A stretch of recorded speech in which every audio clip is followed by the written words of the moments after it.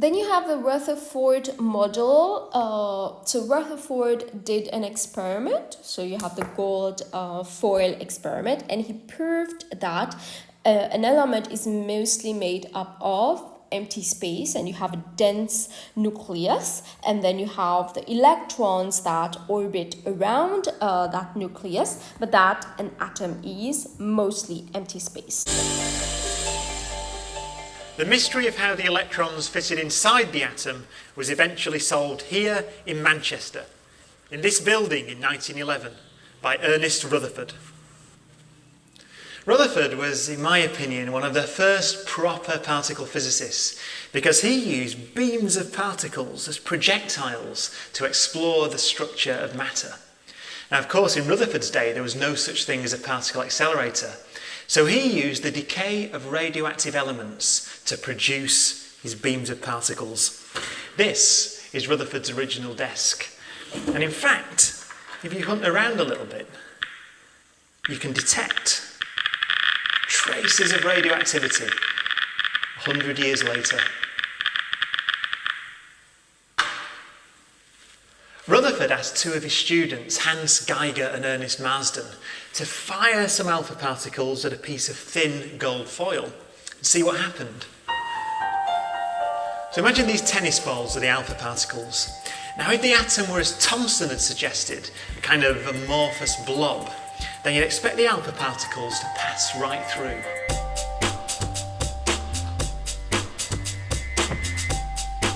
And that's indeed what happened to most of them. But to their surprise, they found that around 1 in 8,000 bounce right back. After 2 years of puzzling over the meaning of these results, Rutherford realised that in order for the alpha particles to bounce back, they must hit something small and dense. So his new model of the atom was a bit like the solar system, with all the mass concentrated at the centre and the electrons orbiting like planets around the sun. Today, we know that this picture isn't quite correct. Quantum mechanics tells us that we can't know precisely where the electrons are, but we can predict that they reside in distinct shells around the nucleus.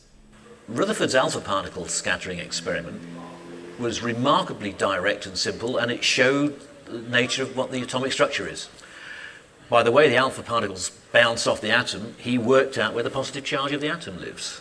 Rutherford had come to the astonishing conclusion that most of the atom, and therefore most of what we think of as ordinary matter, is in fact empty space.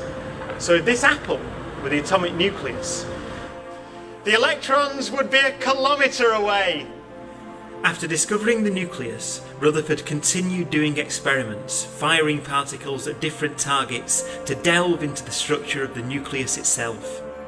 By 1932, Rutherford and his colleague James Chadwick had found that the nucleus is made of two kinds of particles, positively charged protons and electrically neutral neutrons.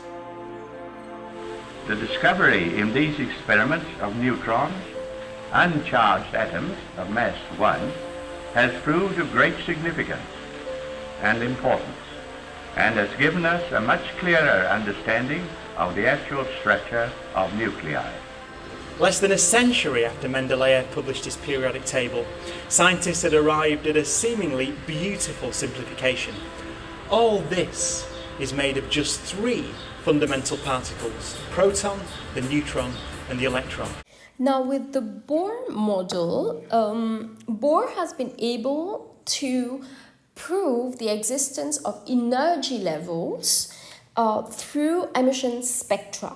So how does that work? What does that mean? Let's say we have an electron here, right? Now we have an element, let's say we take the element hydrogen. So if we heat hydrogen, what will happen is that the electron in hydrogen is going to get excited. It's going to gain energy. And when it gains energy, we say that it's in the excited state, it's going to jump. So it can jump in the first level. It can jump in the second level. It can jump in the third level. It could jump in the fourth level, or it can just be ejected completely. Electron gone. And if the electron is gone, we're going to get an ion. So it loses an electron, it becomes H+, right? So let's not go to formation of H+. Let's just say that the electron is just going to jump to another energy level. So when it jumps to another energy level, let's say it jumps to the second energy level, what will happen is that when we stop heating, the electron is going to lose the energy, and when it loses the energy, it's going to fall back into the initial energy level. And when it falls back, what happens?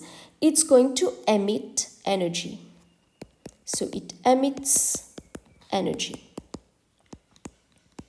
right? And when it emits energy, if you've done physics before, you know that light is associated to energy. So if you look at the light spectrum, so each color is actually associated to a particular energy value, right? So the energy that is emitted here is associated to a particular energy. Let's say it's red. So when we observe the emission spectrum, we're going to see that energy here. Okay. Now it can happen that the electron goes into the second level. Let's say the electron goes here, and that electron can relax into the second shell, or it can relax to the first shell. So this is how we end up having different energies, different lines on the emission spectrum. And these lines, each of these lines are actually showing the presence of the gaps between the energy levels, right? So that's just the confirmation, the proof that we're looking for. So as you see, with time, the instruments became more and more sophisticated. So here with the gold foil experiment, here with the emission spectra. So because of the instrumentations becoming more sophisticated, we're getting closer to the idea, to the actual understanding of what is inside the atom, right?